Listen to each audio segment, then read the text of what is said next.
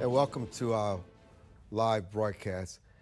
The notion that the United States coordinated with Israel to allow Hamas to attack and slaughter over 1,000 Jews is reckless and, in my opinion, abhorrent. The United States remains under constant threat and attack by Russia and China with Iran's assistance. They do this to covertly influence and destabilize American government institutions, sow division and fear, and cause confusion throughout our nation. The idea that our nation would allow such an attack to move forward is beyond reality. Here's what I believe.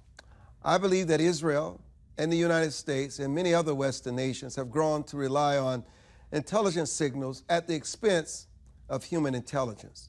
We must remember that the critical piece of any accurate intelligence program are plans and intentions. That is, the plan, decision, timeline, and the launch of the events lies in the head of the leadership team.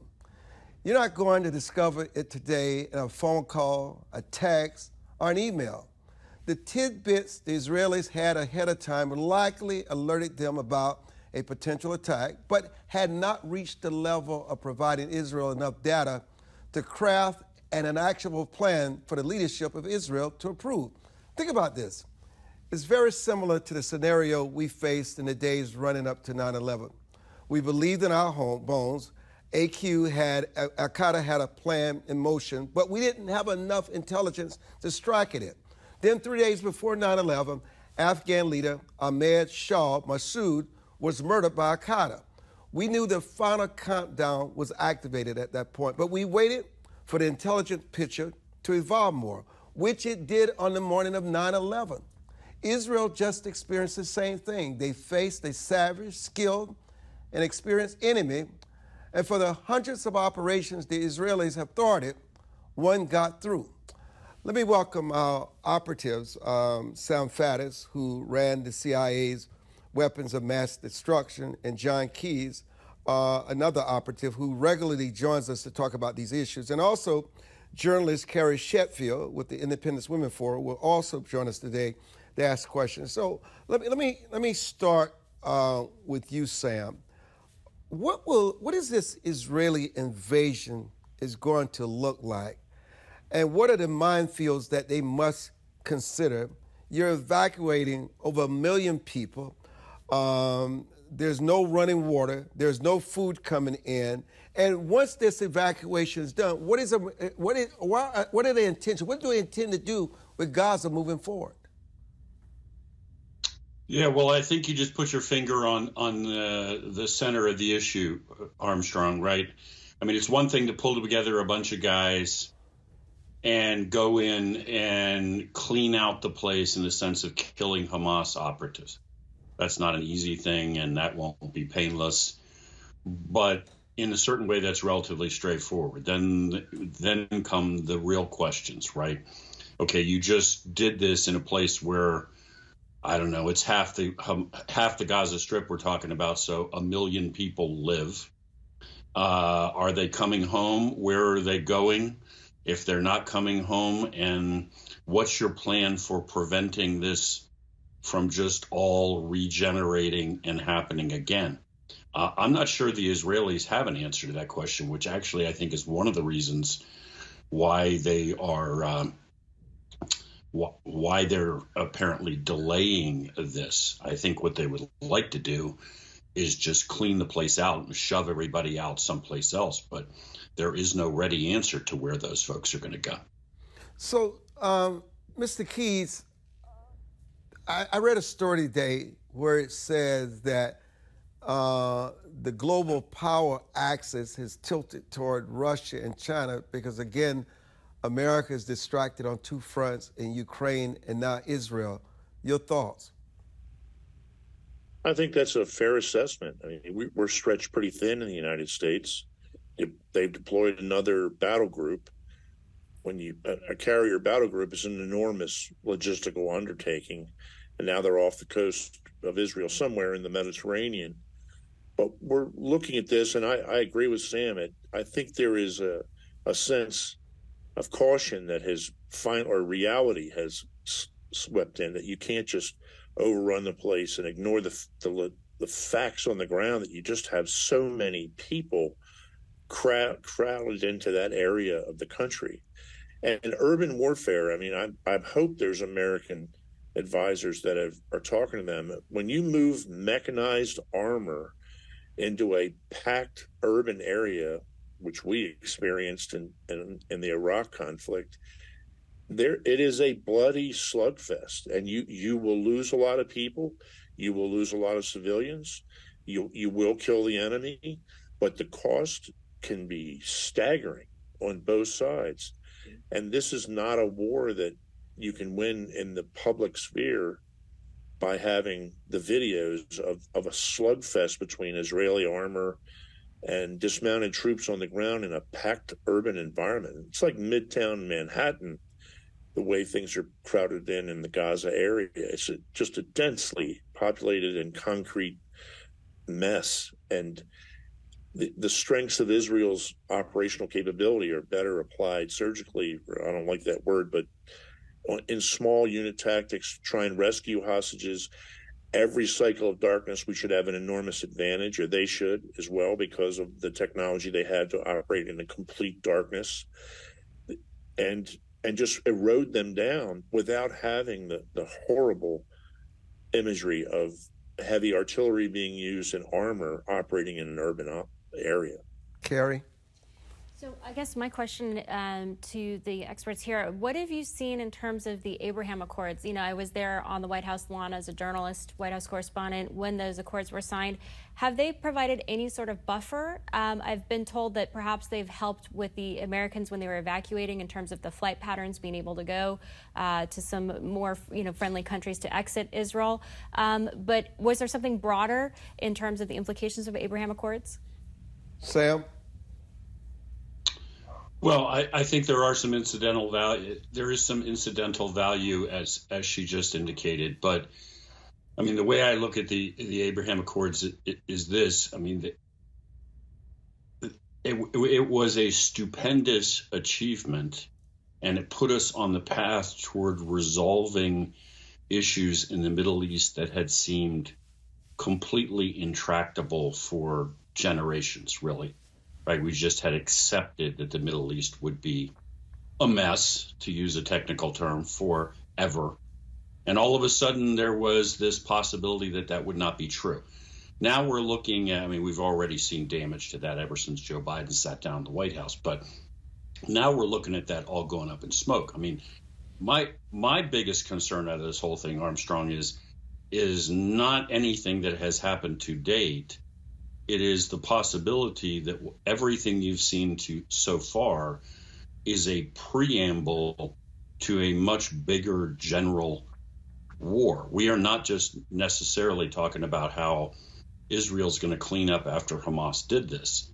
We don't yet know that Hezbollah, Iran, a variety of other Iranian surrogates aren't going to come into this, and you're going to really see a much broader regional problem, a war. Well, Sam, and related to that, we've got a statement from our Secretary of State Blinken saying that there's intelligence to suggest that Azerbaijan might invade and potentially go into Armenia. What would that entail, and what should the U.S. response be? Well, I mean, this is an indication of what I'm talking about, right? Is that, okay, you just lit a match. And I don't mean to be snarky. I'm not trying to minimize the fact that already a whole lot of people have lost their lives. I'm just saying we've lit a match. We have this problem all across the region. There are any number of ways in which this thing could really spiral out of control. I saw something online I haven't had a chance to confirm just a little while ago about how Hezbollah supposedly just took out all of the Israeli surveillance cameras along the northern border with Lebanon.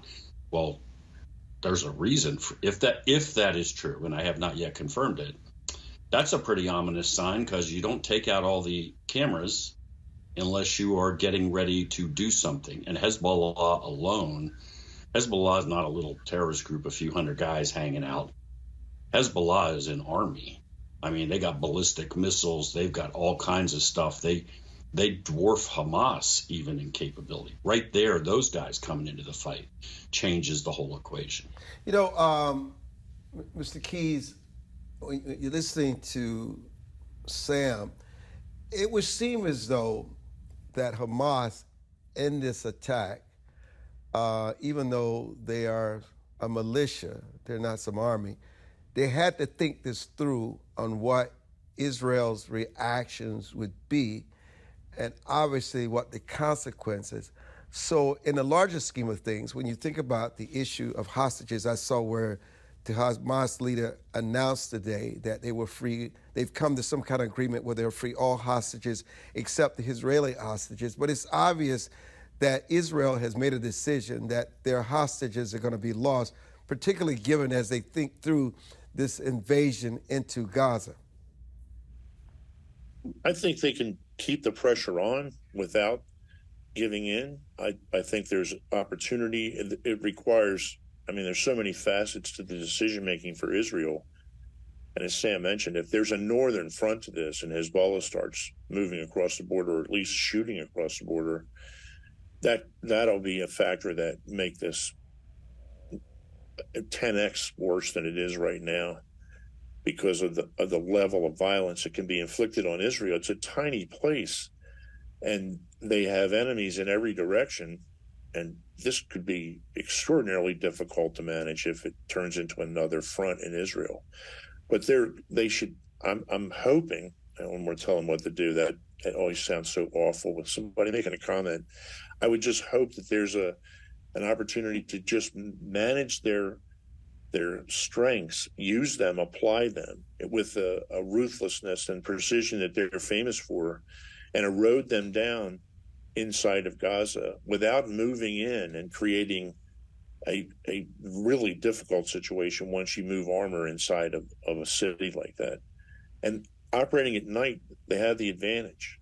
They have enormous help from other allies, and Hamas is not the same as what you have a capability of Hezbollah, but you have to expect that Iran's going to go for broke. I mean, they're doing this to make themselves relevant and to disrupt the Saudi-Israeli reapproachment, and they've succeeded in putting everything on hold for at least a short time, and to see where this plays out. It's really a mess. And it's obvious that the PLO will become irrelevant and Hamas will rise as a game changer in that region. We're going to take a break here on Your Voice, Your Future. I'm Armstrong Williams, and we'll be back.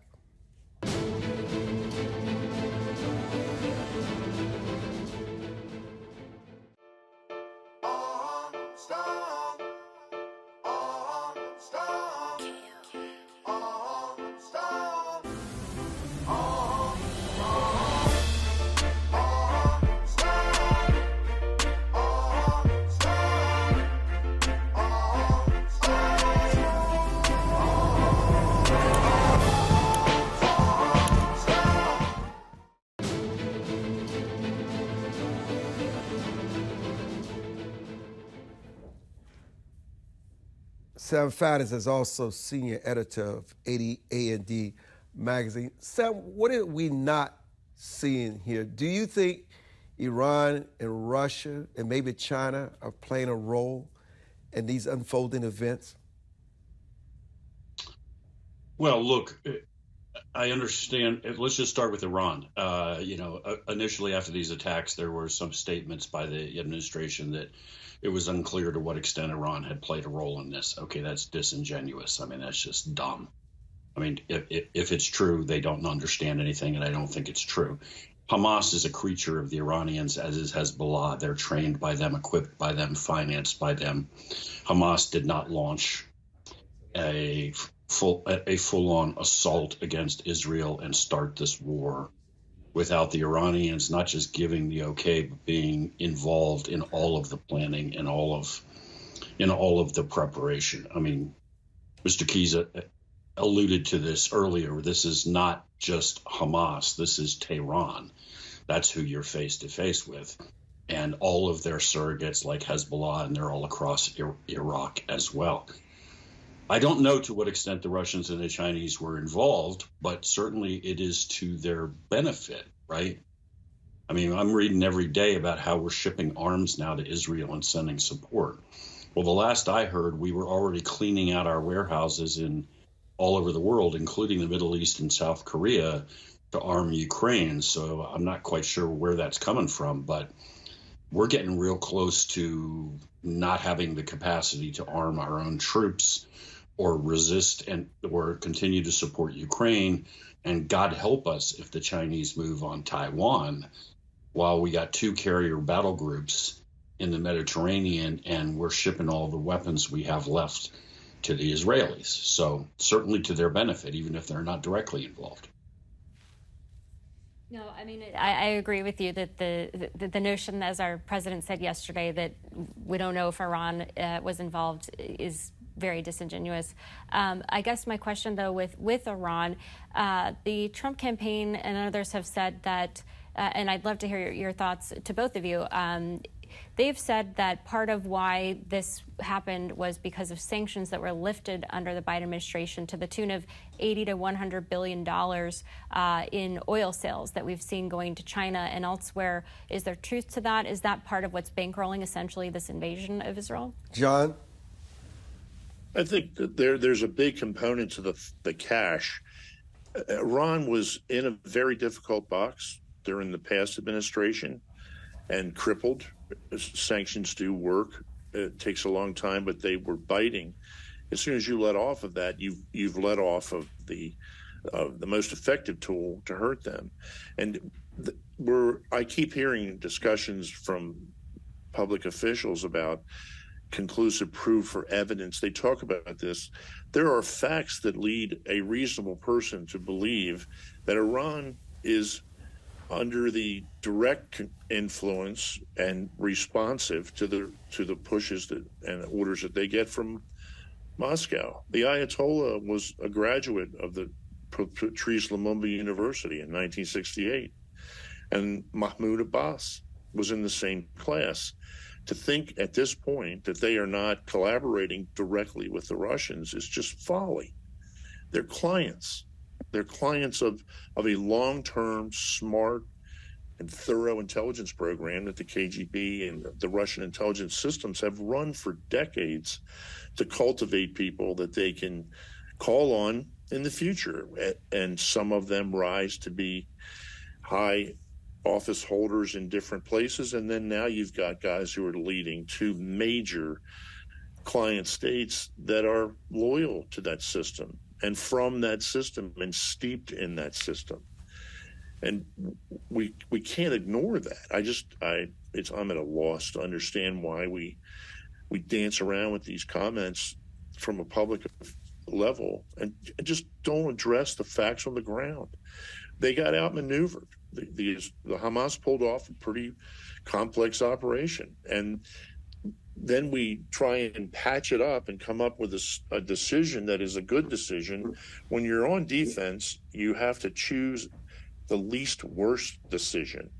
You're not guiding events. It's like the whole Ukraine thing. The way to deal with our Ukraine problem was to preempt the invasion with aggressive action and comprehensive maneuvering before the first tank crossed into Ukraine.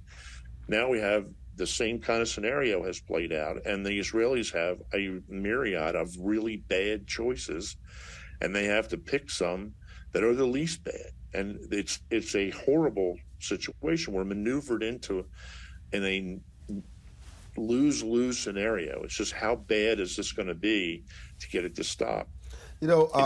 Sam, positioning. You know what's interesting is we often come from the perspective of the Israelis, but the Palestinians, who not all of them reflect the leadership of Hamas and this decision that was made to attack the Israelis' families and institutions like savages. I mean, you're talking about a community that is already poor, and they're being forced to uproot their home. What is the future for these Palestinians? And also, why is these rumors that President Biden himself is going to Israel? To take the second part of the question first, I don't know, and God knows that the last thing on earth anyone would want at this stage is for Joe Biden to personally show up there, because I can't imagine what he will add to it. I think the first part of your question hits on something really important. There's something like 2 million people in Gaza, and it's about 5 miles wide and 25 miles long. It's maybe the single most densely populated place on earth. And the government is Hamas. Not just Hamas is there or powerful or has influence. Hamas runs that. So the Gaza Strip is run by an ultra-violent terrorist group. And there are a lot of bad guys in Gaza, and then there are just a lot of people that are stuck there and can't get out and don't have any other recourse. And to add to that, Hamas doesn't want them to get out of the way, because the way Hamas fights is to utilize civilians as shields, right? If you're face to face with a building and it's filled with Hamas fighters and you know there's no civilians in there, you drop a bomb on it from an aircraft and you flatten the place and you're done.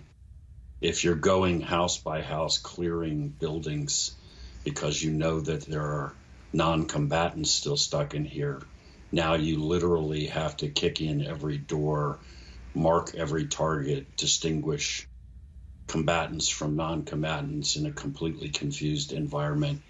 It negates, as I think was indicated earlier, a vast amount of the technological advantage that the Israelis have. This is what we ran into in Fallujah, right? Literally, the insurgents would stage ambushes inside of buildings. They would let you come through the door into the living room and then have set up to ambush the Marines inside a room where you're now fighting it out 10 feet away. It's horrible. Yeah, Sam, I mean, this is, I spent time in Israel as a journalist working in Jerusalem for the Jerusalem Post, spent some time in the West Bank, and I think it's important that you're pointing out the big difference between Gaza and the West Bank. You have Palestinians in both territories, but it really is the failed leadership of Hamas that is suppressing its own people, whereas in the West Bank, the GDP per capita is higher, and there is more economic freedom, there is more personal freedom. You've got Fatah running things over there. Not to say that it's heaven over there by any stretch of the means, but I do think it is important, as Armstrong said, to think about this from the perspective of the Palestinians and the human toll that we're going to see, potentially 1 million people, and they're trying in some respects to go over to Egypt, but the Egyptians don't want them either. So you're going to have a lot of people who are going to be stuck in the mix here, and our prayers are definitely with them. I guess my question here is, and maybe Mr. Keyes, when it comes to the UN, we've seen reports that the UN's own supplies that were supposed to be given to the Palestinian people who are suffering in Gaza, that they've been stolen by Hamas, the supplies from the UN. And now you have the UN, it seems to be a little bit weak-kneed in its condemnation of Hamas.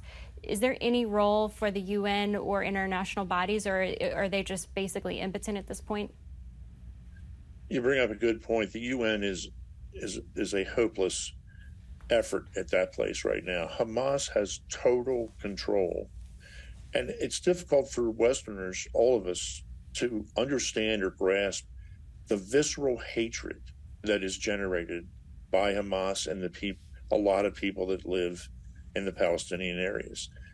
I spent most of my career in the Middle East, and you talk to Palestinians, a lot of people.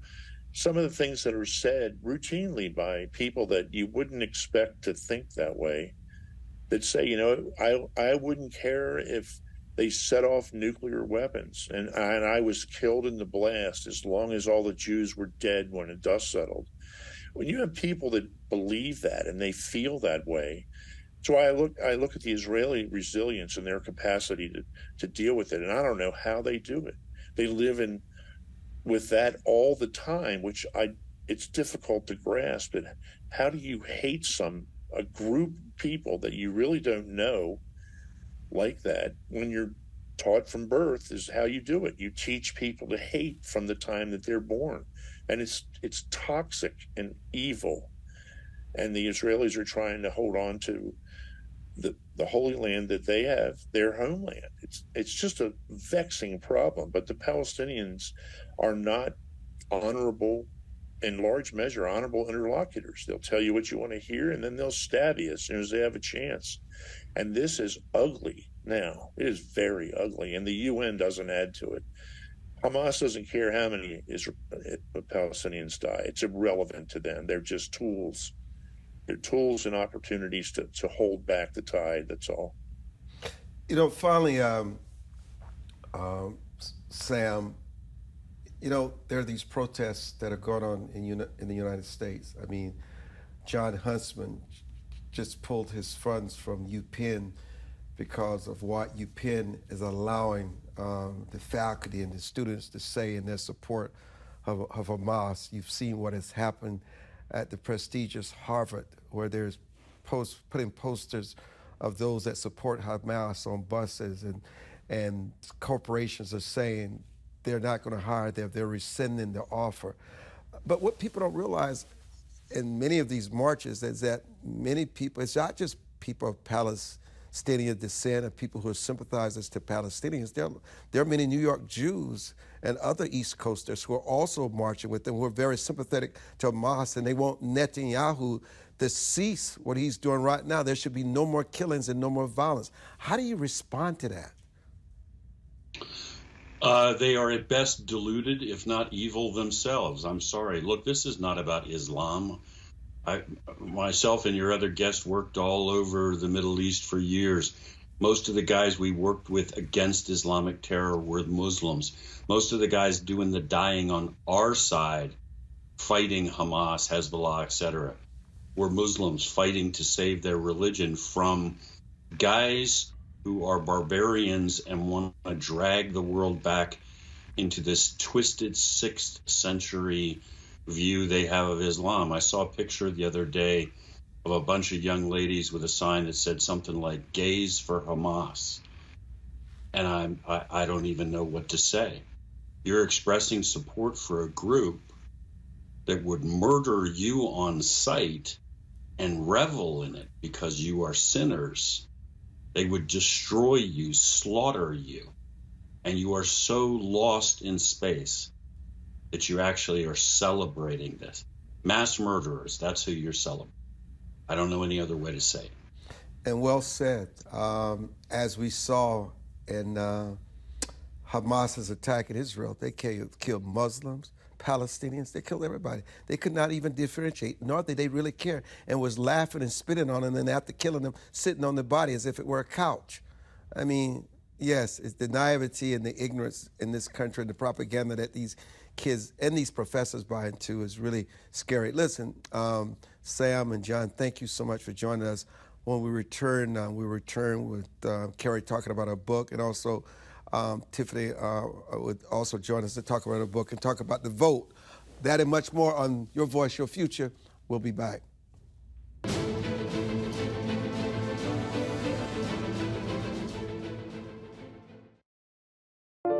It is easier to build up strong children than to try and repair broken men. The streets are plagued with crime, violence. There's a lot of poverty, and it's all a result of lack of education that's happening in our schools. So it really is a crisis. We come from very different political perspectives, but we've come to the same conclusion, and that is there is a crisis in the classroom. Children are being deprived of quality of life because they're being deprived of a good education. We must solve this problem. It's incumbent upon all of us to join hands together to get this done. We can't afford to wait one more day before we address these issues, because every day we lose another child. Let's stop the politicking. Let's stop the games. Let's really do something to give these kids a real chance at life and being a part of that American dream. We need accountability for funding. Many of the districts where you're seeing very low test scores, students graduating with very low literacy and math comprehension rates, they are receiving a lot of funding. So where is the money going where our kids aren't being adequately educated? If you believe every child is deserving of a quality education, please go to educationjusticefoundation.com.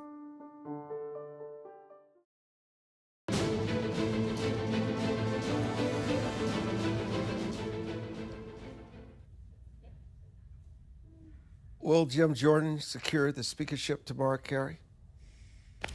Your guess is as good as mine. There are definitely two factions happening right now. You've got the Jim Jordan faction and then the Patrick McHenry faction, and who knows, maybe there'll be a surprise sleeper. He seems to be gathering steam. He has some major Republicans crossover, but there are Republicans who say under no conditions will he be confirmed as Speaker tomorrow when they tally the votes. And the Democrats are saying maybe we'll give the Speaker pro temp, Patrick McHenry, more power so they can do more. Well, and some say they might even cross over and potentially vote for someone like a Patrick McHenry to avoid a Jim Jordan speaker. Well, they had someone like a Patrick McHenry, Kevin McCarthy, and they ousted him. The Democrats did. That's what made no sense to me, because they repaid him for going in a bipartisan deal to get the avoid a shutdown, and then they repay him by throwing him out.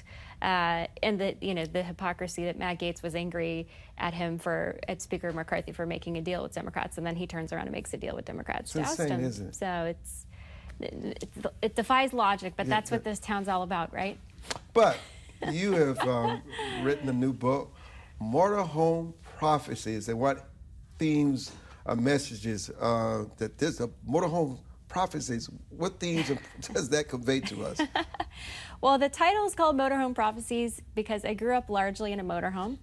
And it's called Prophecies because my father claims growing up, and he has Alzheimer's now, so he's not really active, but growing up he claimed he was a prophet that would become president of the United States someday.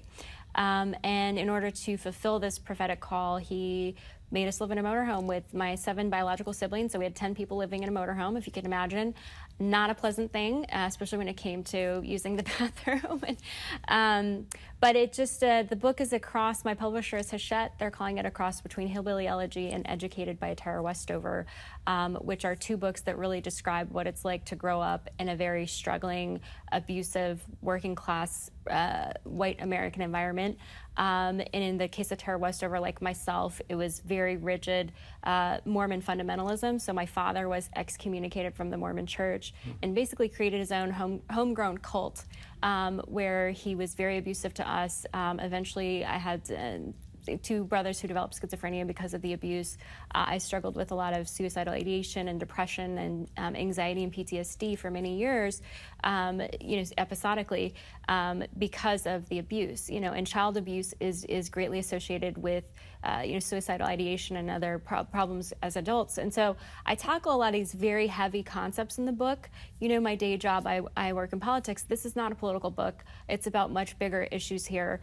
It's about the family. It's about mental health. It's about the fact that our culture, I believe, is turning away from God, which is what I did for about 12 years. So I was agnostic for about 12 years. I was so angry at God because my father abused me in the name of God. He said that when I told him I wanted to leave the cult, he raised his hand and he prophesied, I prophesy in the name of Jesus, you'll be raped and murdered if you leave. And this was, shortly after one of my schizophrenic brothers had tried to rape me. And so at that point, I had to make a choice, and I chose freedom. I was declared legally estranged from my parents in order to get Pell Grants to pay for college. Was able to put myself through Brigham Young University, got a full Harvard scholarship for my master's in public policy. It was a journalism scholarship. And I worked really hard, got to work on Wall Street, worked at Goldman Sachs, worked at Moody's Investor Service. So there are many messages to this book. One is that this is an amazing country, that the circumstances of your birth do not determine the outcome of your life, but that also that God is present, and people who abuse God's name and abuse children in the name of God, God has it out for them, but at the same time, we can rise above that, and that God is real and that God is present. And coming up on my 6-year anniversary, baptism into the Christian faith, Protestant, on December 3rd. Does one ever heal from that trauma? It's interesting. I was talking to a friend of mine who he was repeatedly raped by his own mother, as well as multiple of her boyfriends, and was bouncing around in foster homes until he was adopted by a loving Christian home, I believe when he was about 12 or 14. And now he's in his 70s, and he's married and has a lovely, daughter and grandchildren. Earned a PhD, very brilliant man, pastored a mega church. And we were talking about it because he's toward the end of his life, and here I am, toward the middle of my life. And he said, I'm like, well, your life is amazing. You've sold all these books. Like, you're this incredible speaker. And he said, you know, I every now and then I still have feelings. I still will feel abandonment issues. I still will. It sometimes just hits me. But because I am rooted in the love of God, I overcome it. You know. So he said the feelings will still arise, but he's always able to overcome them. And that, I believe, is in the Bible it talks about the the peace that surpasses understanding. And let me tell you, Armstrong, I've been through some horrible, hellish situations, but the fact that I'm here in this chair and like on a daily basis, I really enjoy my life. I have a wonderful church community. I get to travel the world. I love my work. I love what I do. And that's, to me, that is a peace that surpasses understanding. You know, how does the concept of motorhome prophecies relate to broader social and cultural issues, and what can readers expect from the book in terms of insights and storytelling? Well, I think in particular right now, my hope is that it will really resonate with people as it relates to mental health. So we have a major mental health crisis in this country. You're seeing suicide rates skyrocket. What I've found, it's very interesting. Men and young men are way more likely to actually successfully commit suicide, whereas women are more likely than men to consider it, but less likely to either do it or be successful in their attempt. But either way, for both genders, you are seeing a huge spike. And you're seeing a huge spike in deaths of suicide, opioid overdoses, alcoholic overdoses. And there's a lot of research that I put in the book. One was a study from the Harvard School of Public Health looking at how going to church is actually strongly associated with positive mental health and a reduction in suicide. It found that there's a 68% reduction in suicide and death of despair for women if they go to church weekly, and for men it's a 33% reduction. So this is the science telling you that going to church is actually very good for your mental health. There was another study that came out this year from up in Boston, the National Bureau of Economic Research, NBER, and they found something similar too. In states that had a drop in religious attendance, they saw an increase in suicide. So a big message and a big theme for me in the book is that God heals you. It is not just something that sounds nice on TV. It's actually proven in the numbers quantitatively by economists, by scientists.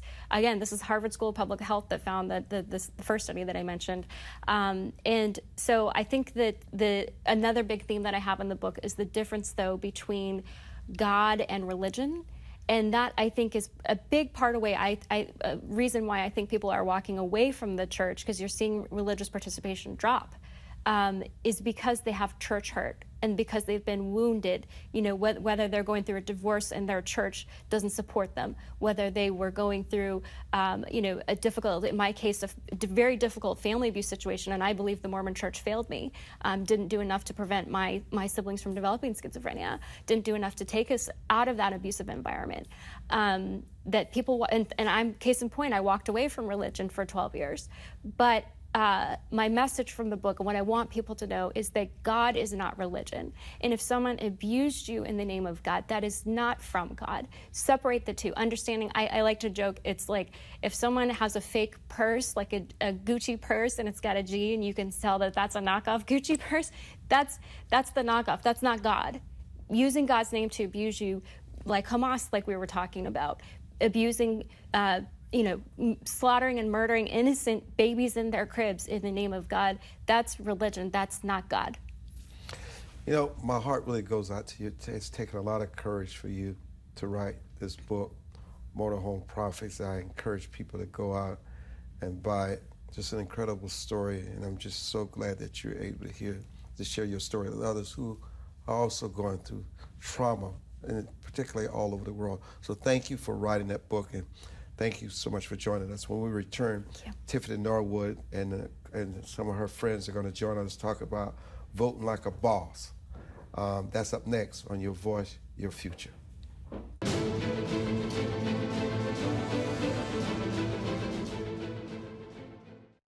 As a home buyer, you need a lender who cares about your home ownership dreams. United Security Financial has been helping families secure their dream homes for 30 years. We're a national fair practice lender that provides affordable mortgages and low down payment programs to eligible home buyers. To learn how United Security Financial can help you secure your dream home, call 1-800-373-4186.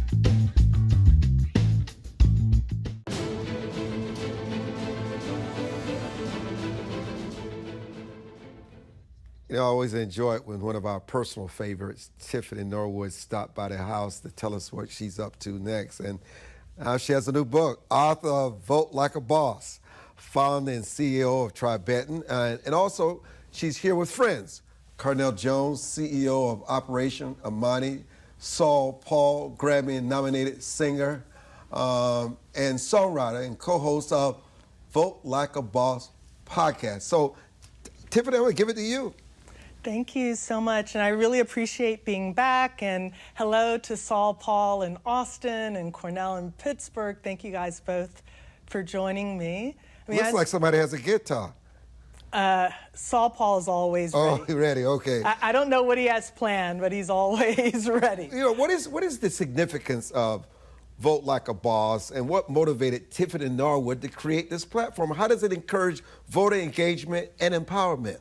Yeah, so, you know, when I wrote this book, it was during the pandemic originally when I wrote it. And I was really compelled that we focus so much on politicians and political parties, and we don't focus as much on us as the voter and the citizens and the act of voting and what it means to be a good citizen and participant of a democracy. So I wrote this book. It was actually originally a speech. But I wrote this book to talk about that, about voting as a leadership skill, voting as a growth mindset. I get asked a lot as a serial entrepreneur. You know, I've done 9 startups about starting companies and being a founder. And, you know, during that period and during the voting period, I would ask them, you know, do you vote? Because if you don't think your vote matters, then you probably won't think your opinions and ideas matter. And it's all the same thing. It's all the same mindset. So how do the figures like Saul, Paul, and Cornell contribute to Vote Like a Boss initiative? And what unique perspectives do they bring to the discussion on civic participation and leadership? Yeah, so just like Carrie, your previous guest, and wow, what an amazing story and amazing book, right, Armstrong? I want to honor that for her sharing, because we are having so many mental health issues around the world during the pandemic, and to have a story like hers shared and for her to rise above it through faith was everything that I needed this evening. But Saul, Paul, and Cornell factor in, because after I did the book, I then did a TV show. It was a series that played on YouTube around the workflow of voting, because having traveled to now 57 countries around the world, being a lot of conflict zones, I've spent, you know, a couple of weeks in the Holy Land, both in Israel and in Palestine. I recognize that democracy and what we have as democracy, even though, you know, it's been very trying for us as a country too, is truly the best form of government in the world. It's supposed to be the fun, enjoyable form. So I created this show that went through the workflow of voting, and it included music and celebration, and in the middle of it, we would register to vote. In the middle of it, we would get ballot ready. In the middle of it, etc. Saul Paul was my co-host of that show, and he would always perform some song, and he's a person of deep faith too during the show. And then Cornell was a supporter in general of the Vote Like a Boss movement and helping to pull the show together for me. And both of them were very active in their respective communities. Well, let's hear from the panel. Cornell, let's start with you. Yes, sir. So yeah, it was you know, number one, when Tiffany calls you, you answer because she's a boss and you get involved. And what we did was I connected with my right-hand man, Gary Coleman, GJ Media, and he was able to put together, you know, and to work together with Tiffany and Saul Paul to be able to help make sure that we were able to stream a lot of the shows, and make sure that we had DJs that were there, and just utilize our platform to be able to help get people motivated Some of the conversations after, Tiffany would share some words was always amazing. It was motivating. People wanted to get involved, and other people from all over the world were saying, how can we get involved in helping people to vote like a boss? And what I loved about what Tiffany was doing was she was saying it's bossy to be able to get involved, to not be on the sidelines, but to get involved. So if you look at yourself as a boss, you can't be on the sidelines. You can't play games. You have to make sure that you're using the voice that you've been blessed to have to be able to change the world. Saul Paul, in what way does Vote Like a Boss address the challenges and barriers to voting, particularly, say, in these underserved communities, and what impact has it had on increasing civic involvement? It was a culturally relevant response. I think that is what was most exciting about it. Even when Tiffany came up with the idea and presented the opportunity, that's what I was enthused about. I was like, wow, this is a relevant way to reach people. We did it virtually initially because it was during the pandemic. And so to be able to stream and connect with people where they were, but more so myself, my background as a musician, I recognize that music brings people together. I was sharing earlier, you were like, everyone was like, oh, he has a guitar. I was like, I'm always with the guitar, like I always see you with the suit. And so the way I approach it was what I've learned being a career musician and having the opportunity to travel the world, be in various continents, numerous countries and whatnot, is that music was this unifying factor that would bring people together. And so being able to bring people together, and it didn't matter what side of the aisle they were on or what they believed about this, if they were passionate about that. But the reality is we needed ultimately civic engagement and to be able to create an inviting platform. And as Tiffany mentioned earlier, to also make it be fun and inviting. That was the way. Tiffany, I like what Saul Paul just said, because you know what? It doesn't matter who or what you vote for and why you vote for them. What really matters is that you exercise that right to vote. Exactly, that's what matters. So, you'll see in the book and the show, we never talked about a particular political candidate or a particular political party. Our color was purple. We weren't bipartisan, we were nonpartisan. And I really love what Saul Paul said about how one of the strengths of the show was that it was culturally relevant. Young people got very involved. The show, and I just did a call for people to come and help because, like me, I'm fast with everything.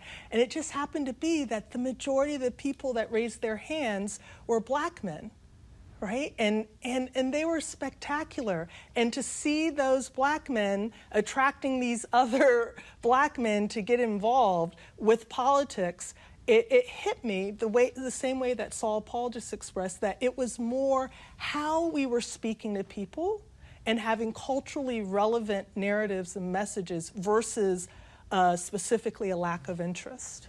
I a few weeks ago during the Congressional Black Caucus weekend, I was a panelist with the chairman of the Democratic National Committee, and it was called the Black Vote. And what they were doing, they didn't care about your parties, they didn't care about your politics. They just felt that it was important to get out and vote. And one of the former Barack Obama operative, Frank White, is the chairman of this organization. And I was so encouraged to encourage people to go vote, exercise that right, participate in your democracy, make a difference where you are, because when you vote, you have a right to criticize and have a say in the process. Talk about that, Mr. Lynch.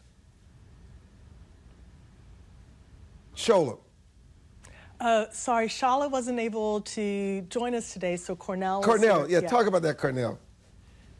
Yeah, I mean, just wherever you're at, in this situation, nobody's telling you who to vote for. We're just telling you to get involved. I think the old pastor side of me, in the civil rights movement, they pushed people to get involved. And with this Vote Like a Boss, I feel like Tiffany took pieces of the civil rights movement and just pushing people through, as you see, through Saul Paul, through the arts.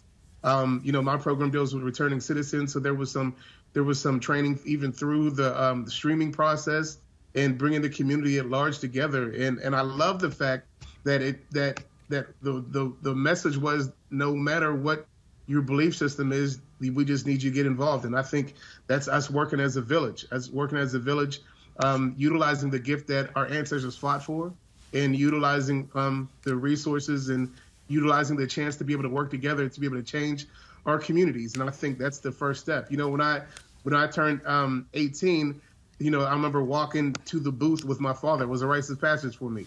You know what I mean? And we have to make sure that people know that this is important right here. And I knew that that was important. And that piece right there will be something that I'm going to do with my son. But I'm also going to let him know that, guess what? You need to vote like a boss. Get involved. Make sure your friends know that voting is empowering and empowerment. You know what I mean? So get involved as much as possible. How do we get others involved, Tiffany, and have this kind of enthusiasm for the participation in the voting process? Yeah, so first off, we are going to do a re-release of Vote Like a Boss for next year, and we're going to redo the show, and I'm even in discussions with someone about taking it live, so having that format in live in certain cities and places around the country. But also I encourage, and this is one of the challenges that we had with the show, which was to get one other person to vote, like a voting buddy, and always make it, as I think it was Saul Paul that said it, or maybe Cornell, make it a village. It doesn't have to be a solo activity. If you don't have a father or a mother that's taking you to the poll, Armstrong, like you mentioned, then you take one of your friends to the poll. I think DJ Marvelous one time, you know, on the show was like, make it a date, literally, like that girl that you want to ask her out on a date to the poll and get to know each other that way. It would be nice if you have a couple of minutes, since Saul Paul did bring his guitar. Oh, and you know what? And we don't have the time. You know, too bad. I saw my man with his guitar. I was hoping, but his perspective on this was more important than his music tonight. And we appreciate that. I want to thank all our earlier guests, Sam Faddis, John Keyes, Carrie Sheffield. Go out and get her book, her latest book. You just got to get a copy of that. And of course, Tiffany Norwood, one of my personal favorites. And thank you, WGLA 24/7 and your great team and Howard Stark Holdings for joining us for this edition of Your Voice, Your Future.